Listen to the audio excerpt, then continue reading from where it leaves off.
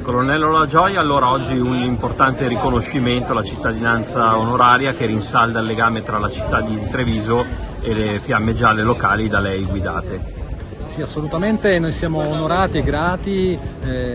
soprattutto al Sindaco e a tutto il Consiglio, ma anche ovviamente a tutta la cittadinanza, perché questo lo possiamo definire un grande abbraccio che la cittadinanza ci dà, perché riconosce il nostro impegno e la nostra vicinanza appunto a tutela dell'economia sana di questo territorio. Noi sappiamo che il rispetto delle regole è un valore condiviso in questa provincia, in questa città, in questa provincia, e sappiamo però anche che i rischi di una criminalità economica sono sempre molto elevati e quindi noi ci impegniamo e dopo anche la cerimonia di oggi, dopo questo importante conferimento di cittadinanza, ci impegneremo sempre ancora di più per assicurare un servizio sempre migliore, finalizzato proprio a intercettare i fenomeni più gravi. Quindi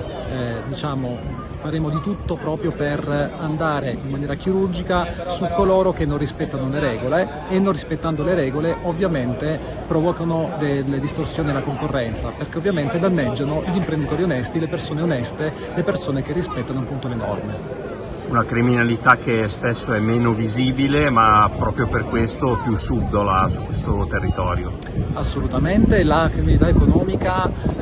io credo che sia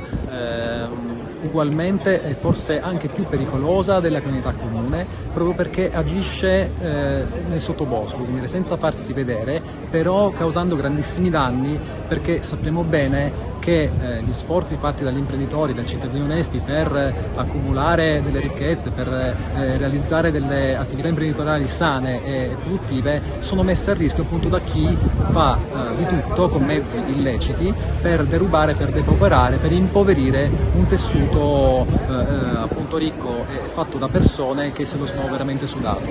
Grazie.